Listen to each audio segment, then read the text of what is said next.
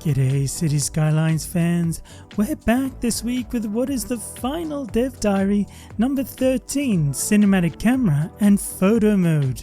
We get to find out about the new camera functionality and that we're not just limited to a simple screenshot, we now have capabilities that you'd even find in some photo editing software. Then we get a sneak peek at the new video capture function called Cinematic Mode, and from the looks of the video, no more mods for me as a content creator.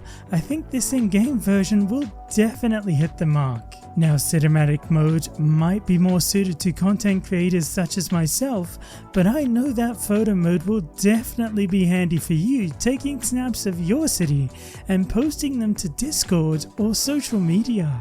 If you're on Discord, don't forget to check out our amazing Discord community. I'll pop a link to that in the description below. Okay, let's dive in. So if we jump over to the blog, before we even get started in the introduction paragraph, they talk about the fact that not only are these tools so different to what we're used to in City Skylines 1, that even the dev diaries have been filmed using these tools, which I think is just really cool actually.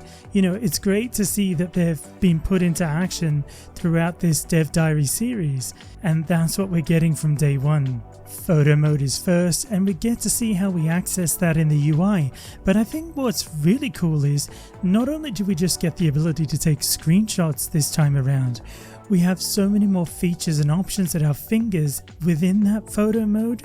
So for example, when we talk about the lens specifically, we can now adjust the depth of field, motion blur, bloom, vignette, film grain.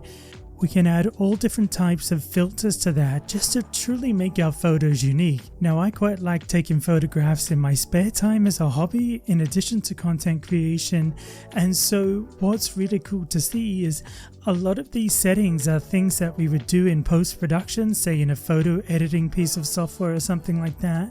But what I'm so happy to see today is that a lot of these things can be done within the settings of photo mode before I even get to export it to photo editing software, if that's what I want to do. I mean, by the looks of this, you don't even have to do that anymore. You could just change all these settings, take your photograph, and it's ready to post, which I think is really neat. On top of that, what I think is also really cool is we have the ability to adjust the weather, so we can do distance clouds, volumetric clouds, fog, atmosphere.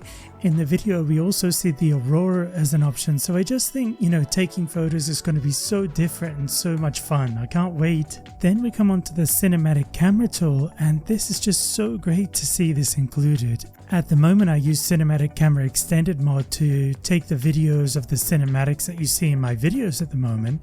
So to have that functionality built into the game where I can set waypoints, different views, different angles and play with those, play it back, tweak them.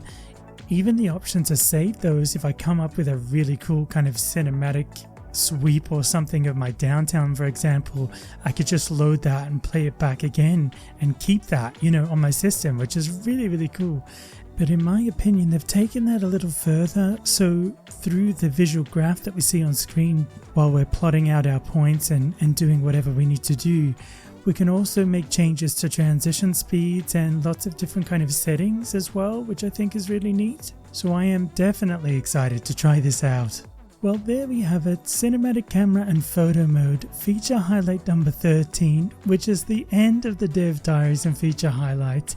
Kind of sad that they're over, but it's been an amazing journey to see more details about the game franchise that we love. And now that we've seen early access content from a lot of different content creators as well, it gives us a much better picture of what the game looks like and what the features look like, which I think is a really good kind of insight before the game's launched. So let me know in the comments below what you think of Cinematic Camera and Photo Mode, how you're going to use them in your cities when you build them in City Skylines 2. If you're on Discord, don't forget to jump over to our Discord community. We talk all things City Skylines and beyond. It's so much fun. So jump over and hang out with us in there.